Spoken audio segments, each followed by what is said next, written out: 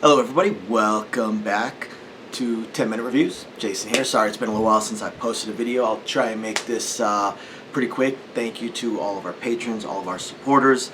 Really appreciate it. Don't forget to check the links down below for links to today's book and anything else that we might find applicable. I need to have some traffic through that Amazon thing that you guys suggest in order for it to keep going. Otherwise, I'm going to go ahead and jump right into today's video.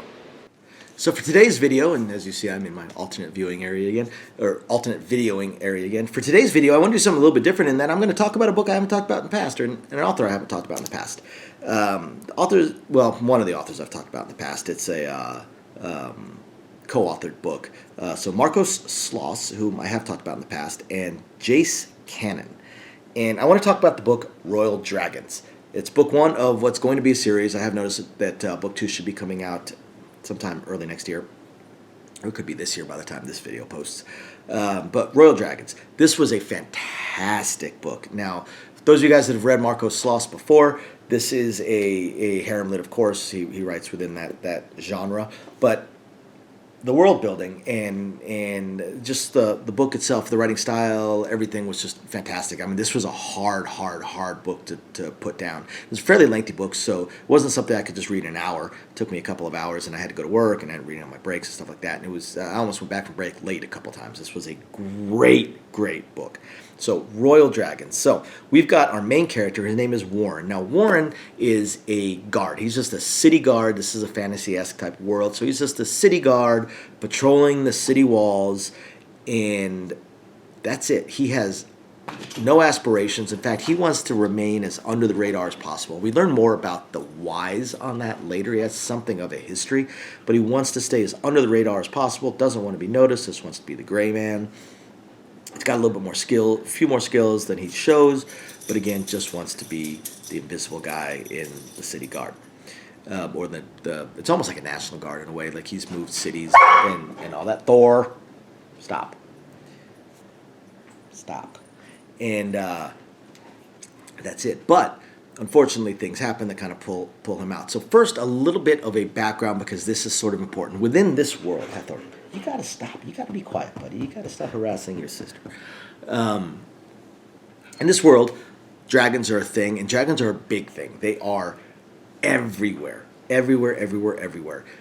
But there's different types of dragons. They have what they call shoulder dragons, which are, can literally sit on your shoulder. There are dragons that are, basically our size. Then there's dragons that are mounts. Then there's dragons that are basically your fighter ships. And then there's dragons that are basically your passenger liners and your cargo liners. All these different types of dragons. And, of course, we've got dragon eggs and stuff like that. Each of these dragons, depending on their type of dragon, tends to have a particular ability.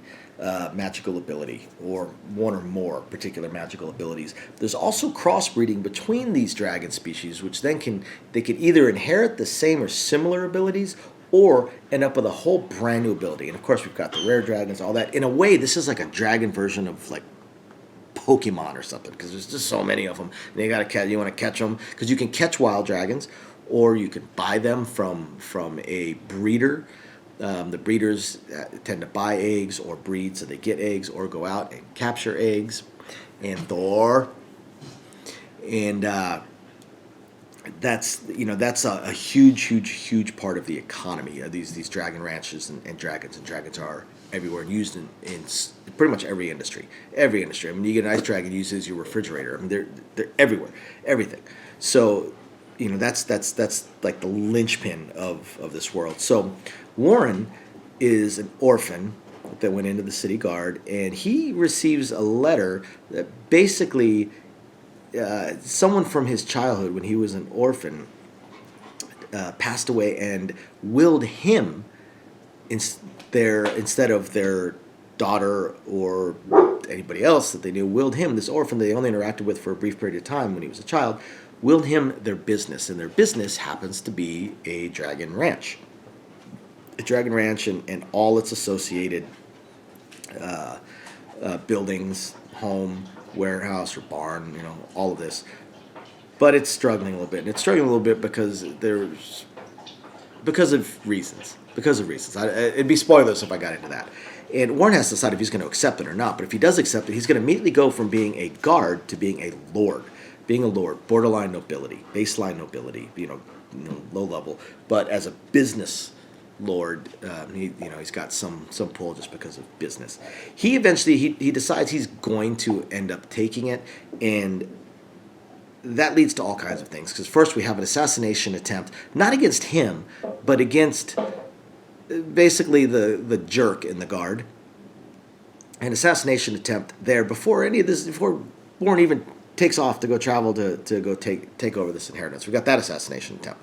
Then we've got another assassination attempt. Then we've got another assassination attempt. And we've got this going on. Then once he makes it to the town where he grew up, he meets some old childhood friends. Again, this is harem lit, so, meets some old childhood friends.